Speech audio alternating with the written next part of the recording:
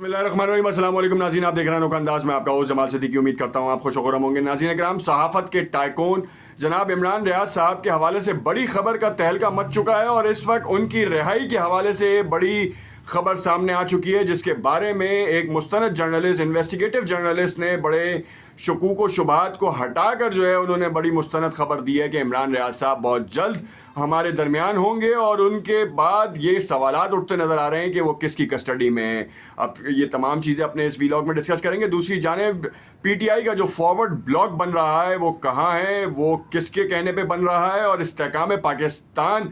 Party بننے سے کون کون ناراض ہے، کون کون نالا ہے۔ یہ کہا جا رہا تھا کہ پاکستان مسلم لیگ نون کے پلڑے میں استحکام پاکستان کے ووٹ بینکس آئیں گے، اور جو رہنما پی ٹی آئی کے لوٹے بن کر استحکام پاکستان میں گئے ہیں وہ بھی ان کا جو جھکاؤ ہے پاکستان مسلم لیگ نون کی طرف ہوگا۔ مگر ہم نے دیکھا کہ کس طریقے سے نواز شریف کو، جس کے بارے میں نے آپ کو اپنی پچھلی ویڈیو میں بتایا تھا کہ نواز شریف کو کس طرح سے لانچ کیا جا رہا ہے، مگر ان تمام کانسپائرسیز کے درمیان جو ہے ایک بڑی کانسپائرسی جنم لے چکی ہے، وہ ہے زرداری صاحب کی مفاہمت کی سیاست۔ اور استحکام پاکستان بننے سے پہلے ہی زرداری صاحب نے نشست لاہور میں لگائی تھی، اس کے ثمرات اب ملنا شروع ہو چکے ہیں، اور پاکستان مسلم لیگ نون، پاکستان پیپلز پارٹی کے درمیان چپکلشیں اب سامنے آتی جا رہی ہیں۔ اور وزیر اعلیٰ گلگت بلتستان اب کس کا ہوگا؟ پی ٹی آئی کو اگر فارورڈ بلاک کا سامنا ہے تو پھر کس کا وزیر اعلیٰ بنے گا؟ گلگت بلتستان کا؟ اور اگر جو معاہدہ کیا گیا تھا کہ گلگت بلتستان کا وزیر اعلیٰ پیپلز پارٹی کا ہوگا، تو کیا واقعی ایسا ہو سکتا ہے یا نہیں؟ کیونکہ حکومتی ارکان کی تعداد جو ہے 22 کے قریب ہے،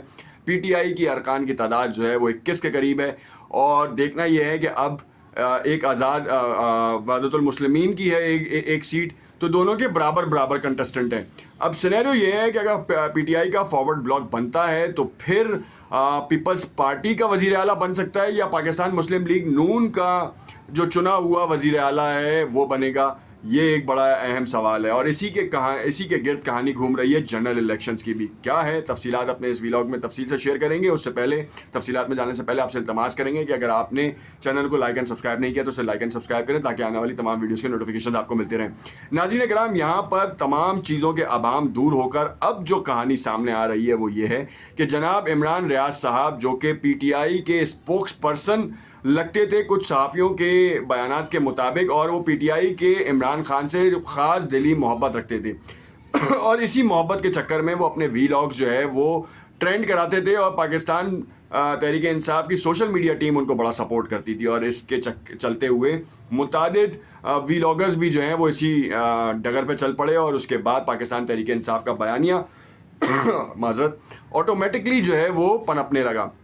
اور شاید اس کا جو اثر ہے وہ دوسرے ویلاگرز کے اوپر اور دوسری سیاسی جماعتوں کے اوپر ہے، کیونکہ ان کی اتنی منظم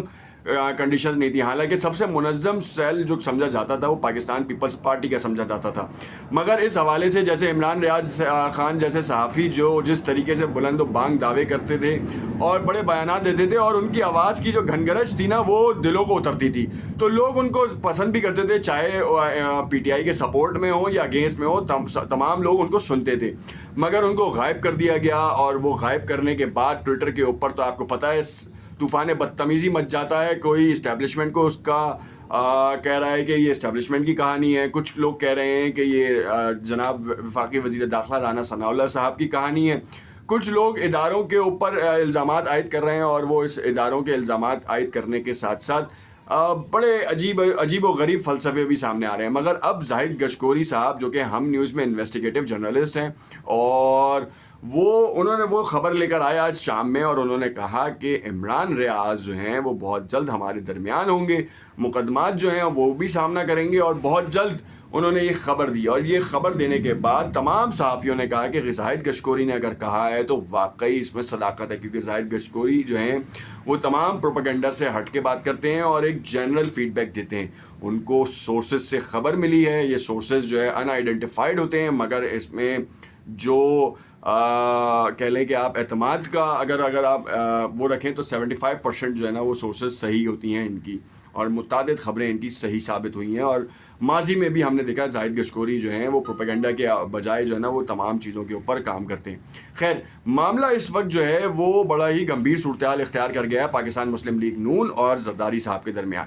زرداری صاحب کو پتہ تھا کہ پی ٹی آئی کے جو لوٹے اراکین ہیں وہ پیپلز پارٹی میں شاید شمولیت اختیار نہ کریں، کیونکہ فواد چودھری دیکھ لیں آپ، فواد چودھری نے کیسے بلند و بانگ دعوے کیے تھے، اس کے بعد زرداری صاحب سے ملنے کی خواہش ظاہر کی اور پھر زرداری صاحب نے ان کو منع کر دیا. ان کے پی اے سے ریکویسٹ کی گئی مگر ان کے پی اے نے جو ہے صاف منع کر دیا فواد چودھری کو. آج منظر عام سے غائب ہے، ان کا نظر بھی نہیں آ رہا ہے وہ.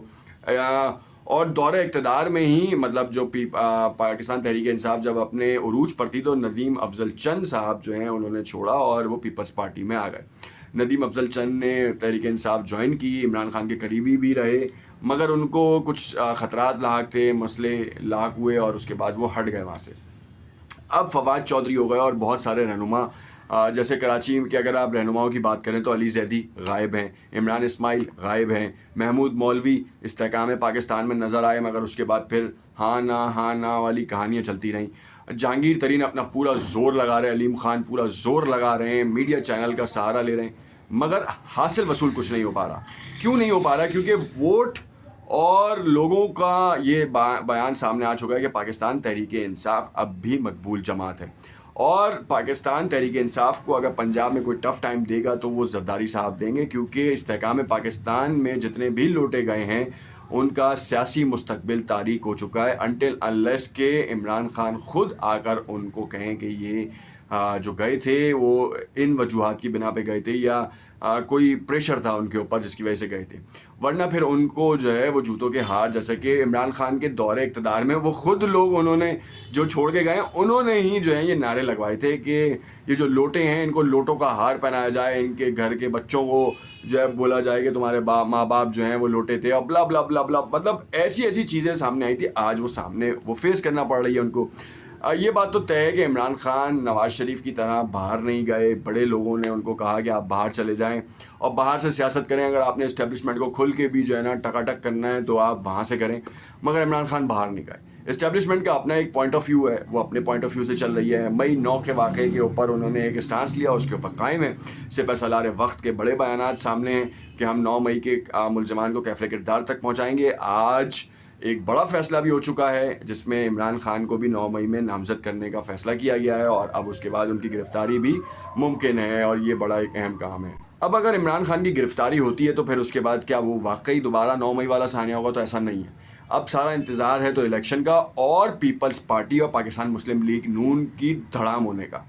کیونکہ ان دونوں کا گلگت بلتستان میں ہی فیصلہ سامنے آ جائے گا. نواز شریف کو جو لانچ کیا جا رہا تھا، جس کے بارے میں نے آپ کو بتایا کہ غیر ملکی سرمایہ کار جو ہیں وہ نواز شریف سے سعودیہ میں ملاقات کریں گے. اب کیسی بات ہے کہ پاکستان میں ایک مفرور شخص وہ پاکستان کی بہتری کے لیے سرمایہ کاروں سے ملاقات کر رہا ہے. ان کے ساتھ کوئی اور نہیں، روح رواں تنظیم سازی ایکسپرٹ مریم نواز صاحبہ بھی ان کے ساتھ شامل ہیں اور وہ اب جو ہے اپنے والد صاحب کا ہاتھ بٹائیں گی اور ہاتھ بٹانے کے ساتھ ساتھ پوری ملک و قوم کے لیے ایک بہتر نمونہ پیش کریں گی، کیونکہ اکانومی تو آپ کو پتہ ہے کہ کہاں جا رہی ہے. ابھی تو میں آپ کو نیکسٹ ویڈیو میں بتاؤں گا کہ $91 ملین جو آپ نے ادا کرنے ہیں وہ کیسے کرے گا پاکستان 3 سال میں. $3 ارب پہ خوش ہو رہے تھے، $91 ارب جب دینا پڑیں گے تو کس کی گردن پکڑی جائے گی؟ یہ بڑا اہم سوال ہے. دیکھتے رہیے گا انوکھا انداز. شکریہ.